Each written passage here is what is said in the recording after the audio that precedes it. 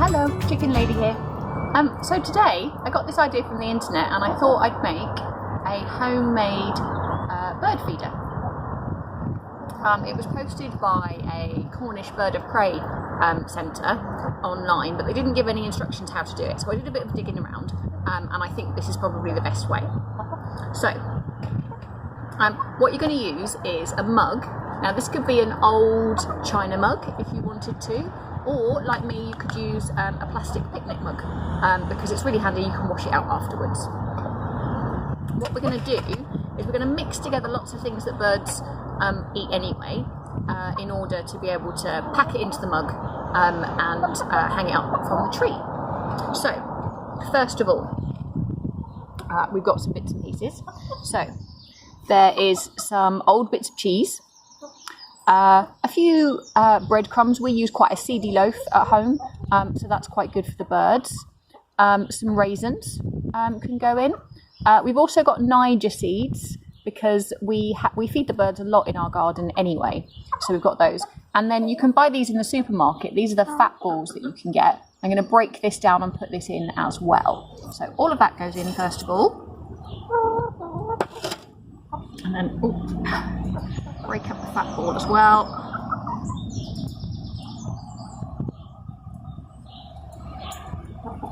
So that gets broken down.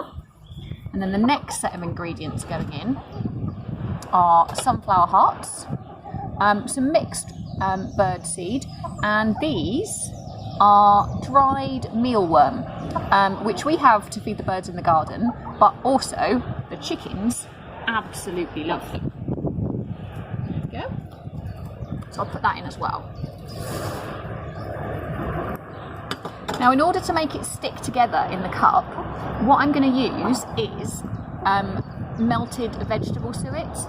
Now you could use lard. It's perfectly acceptable to use an animal fat if you want to. We had this left over from Christmas when I made pastry, so I figured it was a good use of using it up. So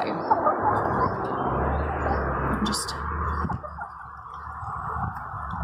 pour the fat into the bowl and then give everything a good old mix.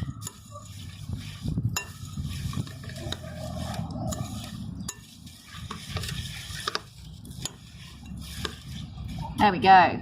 Doesn't that look appetizing? No comment from Mr. Jones there. So then you put your mixture into your cup, like so. Give it a bit of a push down as it goes in.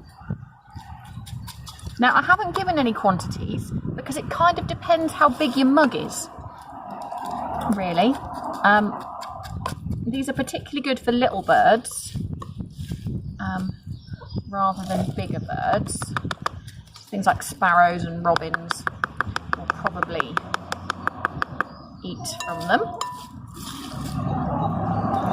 And don't worry, I haven't forgotten the chickens either. I am going to put a little bit in a pot for them too. So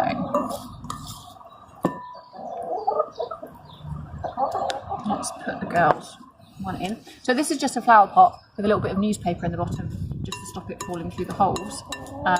This is just for me to put down for the girls.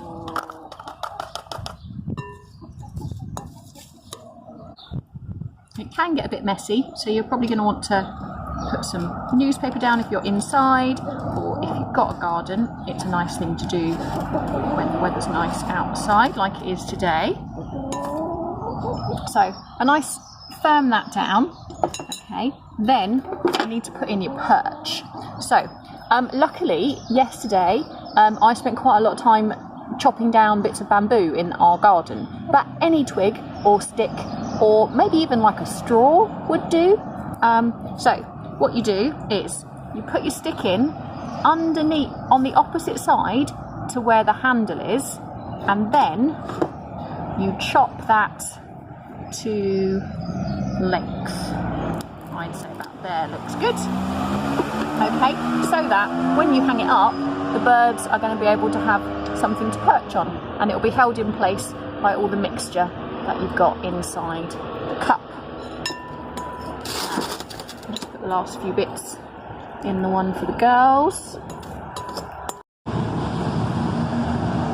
I also wanted to say that I know that some of you have been making origami chickens from my video last week, and that really made my day to be sent those pictures of making origami chickens, so thank you very, very much. There we go. So, final touch is we need our string. Now you could do a short bit of string, okay? I'm going to do quite a long bit of string because I'd like to hang it from one of the trees in our garden. So I'm going to double the string in half and then pass the loop through the handle and then pull the string through the loop, so that what you end up with is it securely attached to the mug, and it means that you can hang it like that. Okay, you might want to just cheat it a little bit so that your cup becomes level, and then I will hang that up in the garden